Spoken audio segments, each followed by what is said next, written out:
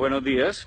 Hoy me encuentro en Puerto Carreño Bichada, detrás de mí está el río Orinoco y más atrás al fondo vemos la República de Venezuela.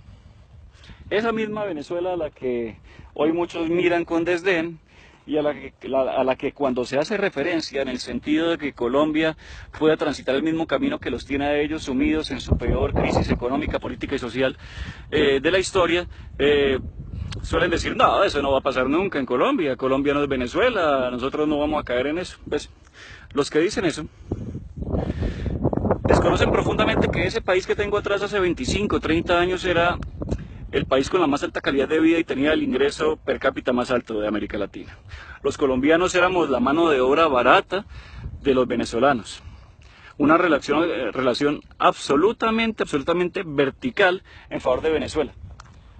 Venezuela en los años 60, 70, 80 era un país con una economía de mercado abierta, cuando Colombia era un país totalmente cerrado y que apenas se miraba el ombligo.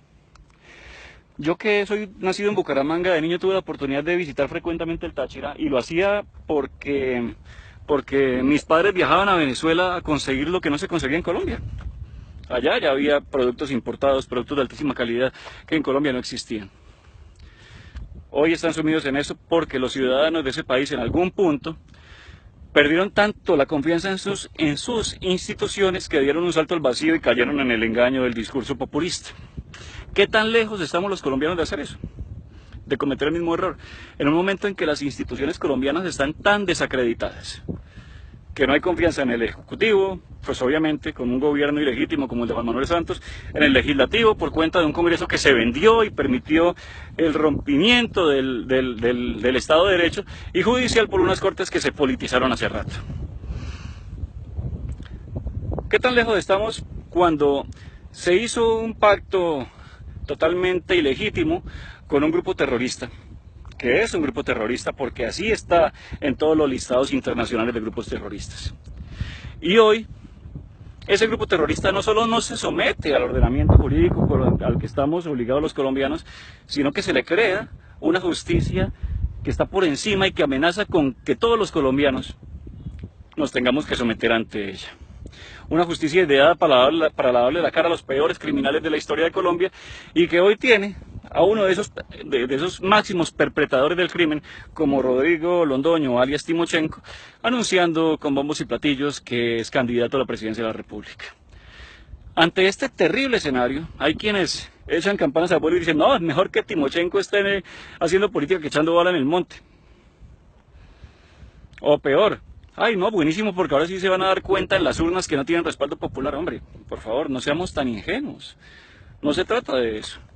Se trata de los sentidos mínimos de justicia que hacen que una sociedad funcione. Entonces hablan de justicia transicional. Y esa justicia transicional de la que hablan dicen que ya se ha hecho en otros países del mundo. Eso no es cierto, no en esa forma. O ninguno de los países del primer mundo jamás ha permitido, ha doblegado sus instituciones para someter o para beneficiar a un grupo ilegal. No, los países de primer mundo se caracterizan o son países de primer mundo precisamente por su fortaleza institucional, por la fortaleza de sus instituciones. No necesitan hacer maromas porque los ciudadanos creen en sus instituciones, las respetan, las valoran y se someten a ellas.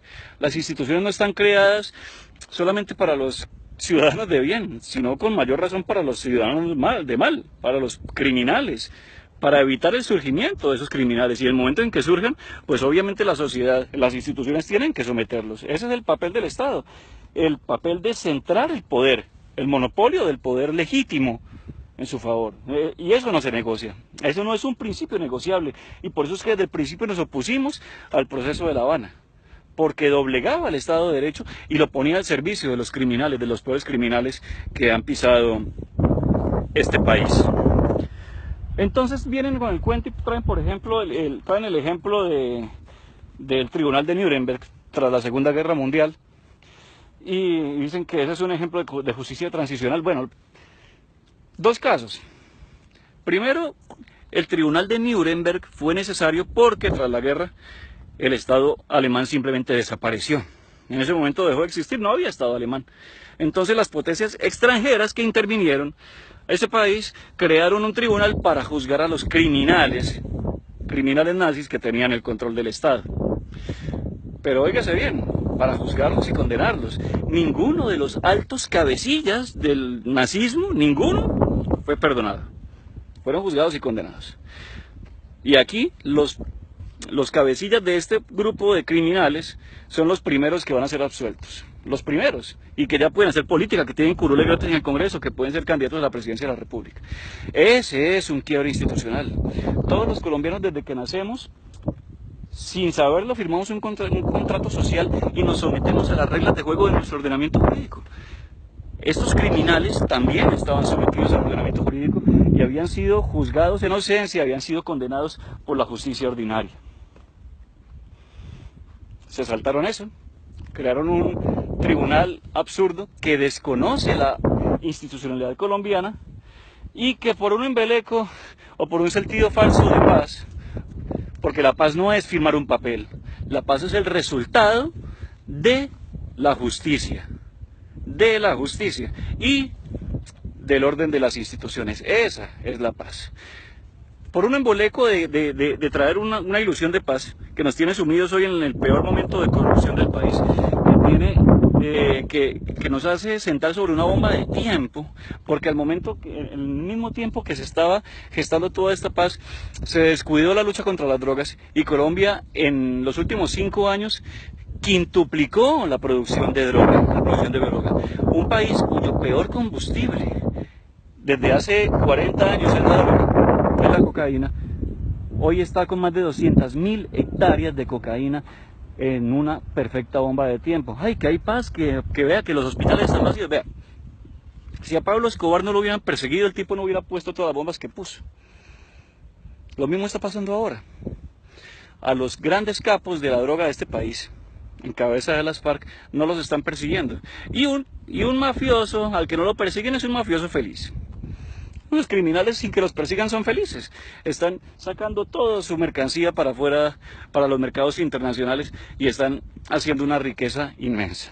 Entonces, en el momento que se vuelva a apretar esa tuerca, que se vuelvan a perseguir esos grupos criminales como es deber del Estado, la bomba de tiempo en la que nos sumió el señor Juan Manuel Santos va a explotar. Y a eso nos vemos abocados a partir de ahora. No estamos en una paz. Estamos en el ojo del huracán, en el momento de la calma chicha, un momento que está muy cerca de pasar, porque ningún país con más de 200.000 hectáreas de coca puede siquiera soñar que está en una paz posible. Entonces, este llamado que hago hoy simplemente busca que no caigamos en el engaño del populismo y que, lejos de permitir que quiebren nuestras instituciones, las fortalezcamos. Los colombianos no podemos aceptar que nos amenacen con llevarnos a una justicia creada por el terrorismo desde La Habana.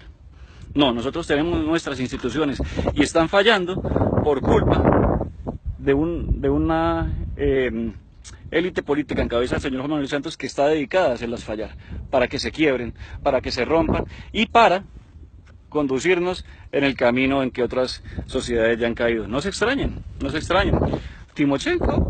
A Timochenko no le importa no sacar votos en una primera vuelta. Yo creo que ni siquiera va a llegar hasta allá. Hará una alianza con la izquierda, con todos los demás grupos de izquierda, y entonces así que van a camuflar su derrota, y los votos que tenga toda esa coalición se los van a arrojar como propios. A ellos no les interesa eso. Este es un plan de largo aliento.